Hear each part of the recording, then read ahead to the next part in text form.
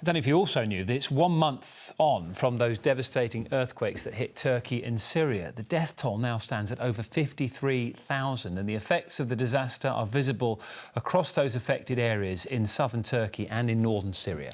As you'd expect, there is a huge fundraising effort to help the millions of people who've been left homeless. Just a few weeks ago, we spoke to Tufail Hussain from Islamic Relief. He's in Turkey now, and today we invited him back on again to get an update. And we started by asking him just what the situation was like on the ground. I mean, the situation is still absolutely desperate. And I was in Gaziantep. I've been in Gaziantep for the last 2 days, and you don't understand the magnitude of this crisis until you've actually gone on the ground yourself. And I traveled from Gaziantep to Antakya, the historical city of Antakya, to Kahramanmaraş, to the actual epicenter. And I was driving for hours. And throughout my journey, all I saw was destruction. When I went into Antakya, this was a town of 800,000 people, a bustling town. It was like a ghost town, absolutely destroyed. I mean, most buildings were flattened. If they weren't, they were lopsided, damaged. And it was so eerie. It felt like a nuclear bomb had hit the town, and it was just scary. 2.5 million people have been displaced as a result of this crisis, both in Turkey and in Syria. A lot of people, unfortunately, have lost their loved ones. One of our staff on the ground has lost 32 members in his family, in his immediate family. Now, one thing that hasn't been highlighted as much is the people are absolutely traumatized. I spoke to a few people and they were relaying some stories, and one person looked at me and started to well up and said, I can't trust the land that I'm walking on or the roof that's over my head. He refuses to go inside a building. You spoke to us a few weeks ago from back here in the UK, and then I suppose like the rest of us, you were talking about what you felt the need might be.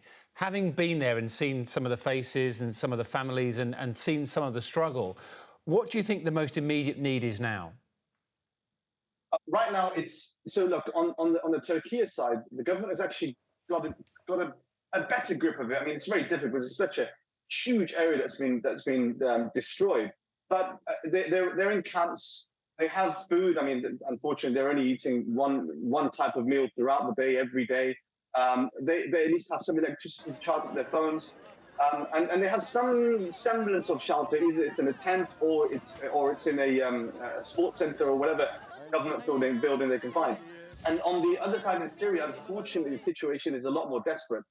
For over 10 years, the Syrians have lived a very desperate living. I mean, they've had everything. Their lives have been destroyed. Many have moved several times already.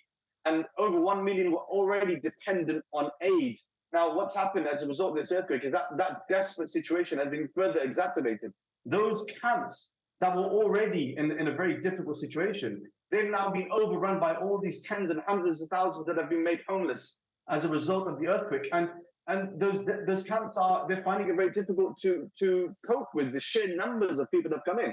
So there's desperate need of food, medical aid, water. So unfortunately, there's been an outbreak of cholera in some parts of Syria. Our teams have reported that some have actually died from cholera. I mean, I hope that it's going to take them years to overcome this situation, but I hope for the Syrians that this situation will move the international community to try and find a political solution to this problem, because it's unacceptable that these people have been in such desperate need for over 10 years, and now they have to suffer even more as a result of this humanitarian crisis. Well, Tufail, it is incredible work you're doing on the ground, just trying desperately to get help to those who really, really need it. Really appreciate your time today on 5 News.